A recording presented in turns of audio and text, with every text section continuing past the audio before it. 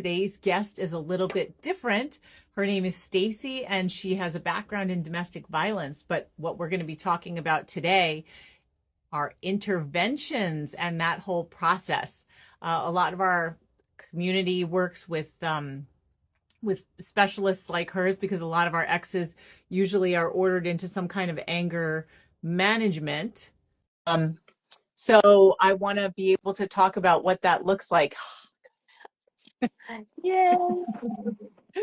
So, so Stacey, can you, before you even officially introduce yourself, what is an intervention program? What does that actually mean?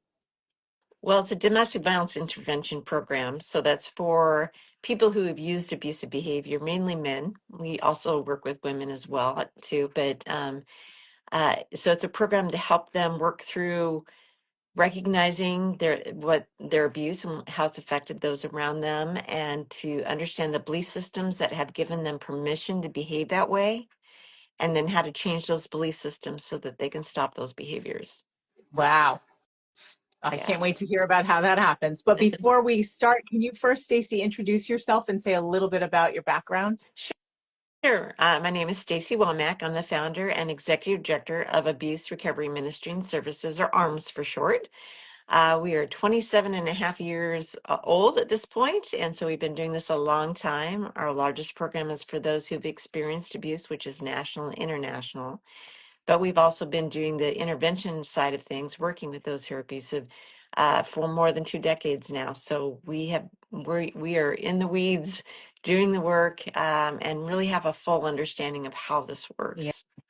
Yeah. So I know one of the things which is must be a misconception is that someone who's a domestic violence abuser is, someone who's toxic cannot be fixed.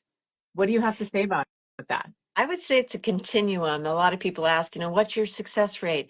It's a continuum. So you have those guys on one end of the continuum who they only come a few weeks, they don't make any change. They gain some understanding around abuse, but they don't make change. Mm-hmm. And then you have the ones on the very far end, also a small group of guys who work very, very hard to gain accountability on multiple sides. They work hard, and we've seen relationships make it. And then you have everybody in between somewhere on that continuum. We have a lot of guys who make change, but not enough to save the relationship. Mm-hmm. Usually it improves the sharing of children and then not using the children against their partner, which is a good benefit. The kids shouldn't have to suffer from this. But we understand that a lot of women, once they're even out of relationships, the abuse continues, and it continues through the kids oftentimes.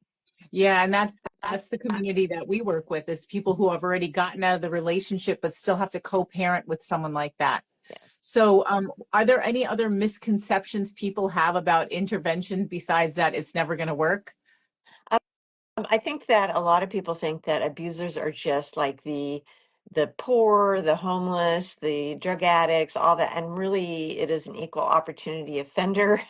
53% are in middle class, and the rest is split between the upper class and lower class. And so it really doesn't matter where someone's at economically, racially, socially, religiously. It doesn't matter. It is unfortunately epidemic, not just here in the US, but across the world. Yeah. So for someone to get into an intervention, how does that usually work? Is it a court order? I imagine many people don't go voluntarily. No, because people who use abuse don't think they're the Right. problem. They think the other person's the problem. I'm sure that there's many of your listeners who would relate with that it is always their fault. No matter what is done, it's always their fault. Mhm. So the men that we serve, and even the women, usually are only coming because there's been some outside source that's forcing them to come, or setting a boundary. So, for instance, we do have court-ordered men. About 75% of our men are court-ordered. And then the other 25% are sent because their wife, their pastor, their counselor has told them they need to go, or the relationship is going to make it. And then we also have those men who come to us because during the divorce process, maybe there's never been a domestic violence arrest, but there's been enough evidence to prove that he has been using these behaviors where it's written into the divorce decree that he must go through a program to be able to have contact with the kids. And so we've had a good handful of men who've come that way to us. And of course, they don't think that they have a problem initially Mhm. either when they come to us. Yeah, so they come a lot of different ways, but some programs do not take voluntary guys who are not sent through the court systems or Really? through the human services. So unfortunately, because we work with so many women who experience abuse, that when they want to set a boundary like that, they go to they start looking in their community, and the thought is you don't mix criminal guys with non-criminal guys. But the reality is that they all have the same thought process, and Mhm. actually, that it's helpful to have men who do not have are not being sent to court with other court-ordered men, because I can hold them at a higher level of accountability. And so that's very Interesting. beneficial, actually, to have them. And I've even argued with the state about this. I'm like, so you're telling me the guy in my group last night that was voluntary, who shared with me he strangled his wife, should not be in with the guys who are being court ordered, even though police were never called? I mean, it's the same group of people. Wow. So how do you like what are the nuts and bolts? Like what do you actually do in these programs? So part of the accountability, because it's all about accountability, first thing is victim safety. That's Mhm. number one. No matter what we do, it's always about victim safety first, but offender accountability second. So that means that part of that accountability is having to come in and do an intake and pay fees to attend and do homework and read books and share accountably in group. And we speak the truth in love. We're respectful, but we press. So it's not necessarily a comfortable group to be in. And the men at first hate it, actually. But once they start working through it, it's really pretty amazing to have them start going, you know what, I didn't want to be here tonight, but I'm so glad I came, because I really believe in keeping it as simple as possible and giving the tools that are going to help them to be able to be healthy people, not just to their exes and to their children, but to all of society. And so it spills over. We have men who say, people at work are going, "What's different with you? What's Mhm. changed?" So it's exciting. But I do want to say as a caveat that domestic violence intervention does not guarantee that someone is changing or will change, Mm, because good. the reality is that some of the men use the group as another controlling behavior. So the women find this out when they get to the point where she's ready to, we tell the women, wait at least 6 months if you separate, at least 6 months, because Mhm. anybody can behave well for a while. So if Mhm. he goes, hey, it's almost 6 months, I get to move back in, and she goes, I'm not feeling ready, and he gets angry and he goes back to all the old behaviors, he was only using the program as a controlling behaviors. These programs should be long. They should be at least a year long. Every state's a little bit different as far as their standards that they require. In our state, in Oregon, they're male-female co-facilitated. And every state knows that's the best way to do it, but they don't require it because it costs more for the organizations to do that. Now why tell me why it's great to be male female facilitated.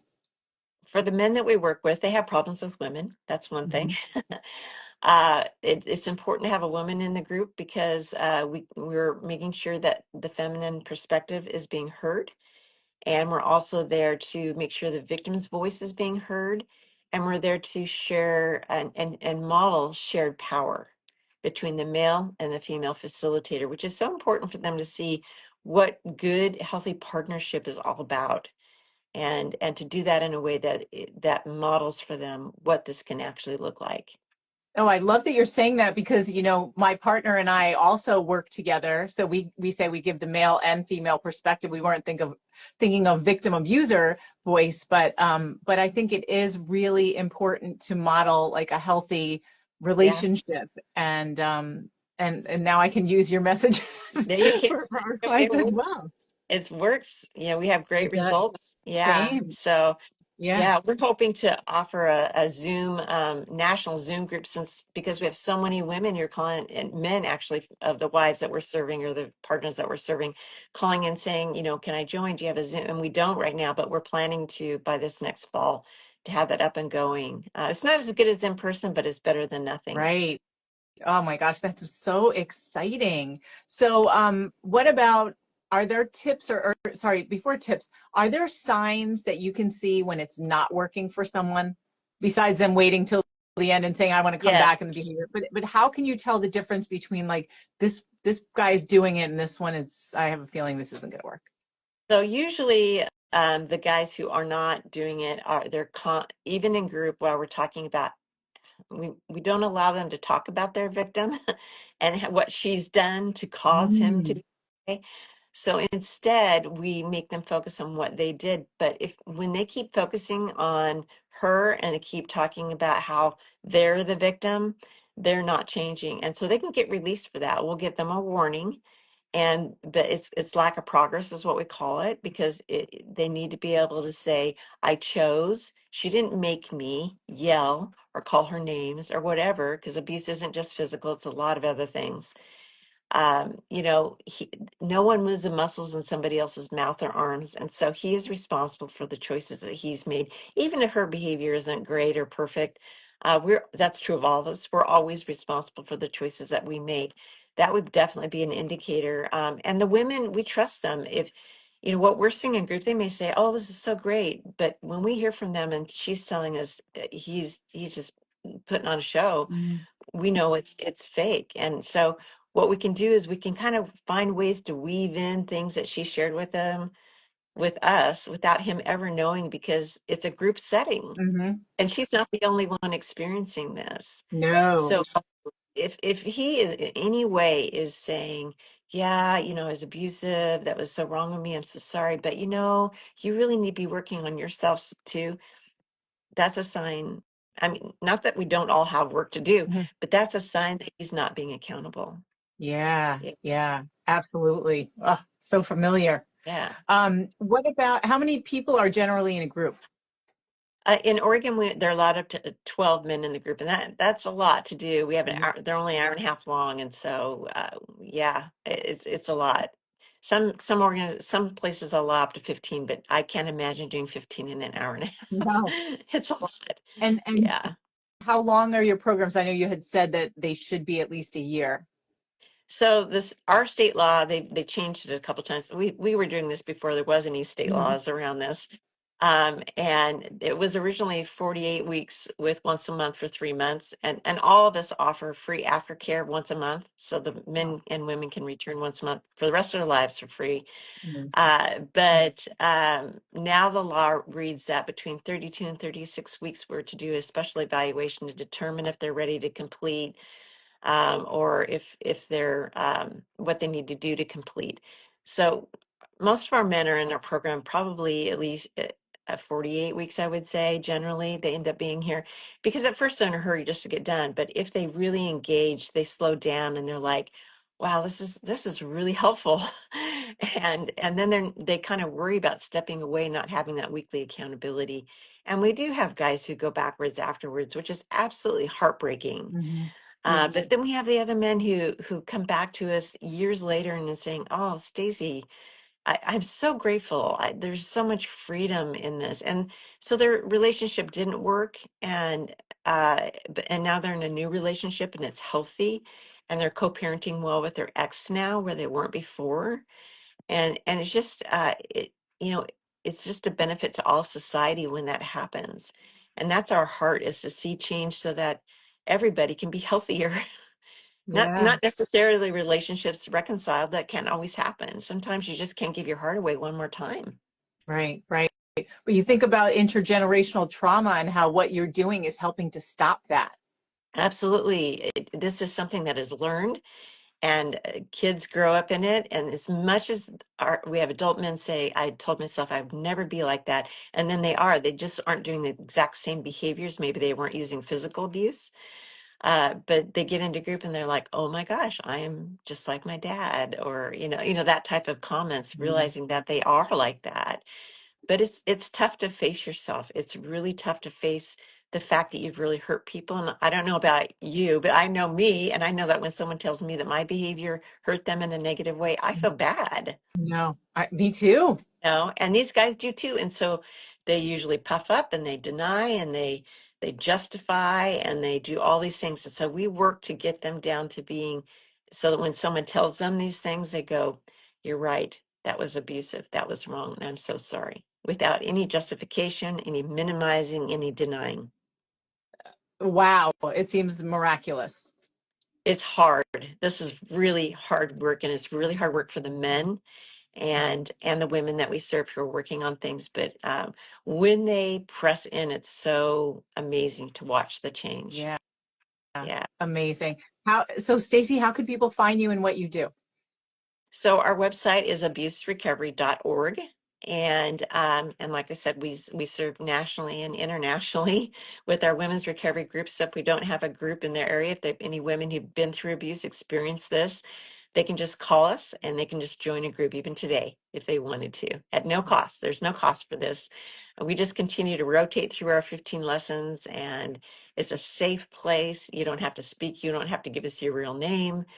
You can even bring a female friend with you. And for our men's groups, like I said, we're hoping to be able to offer it nationally in the next 4 to 6 months, and then we'll see what happens. Otherwise, we say go to another program.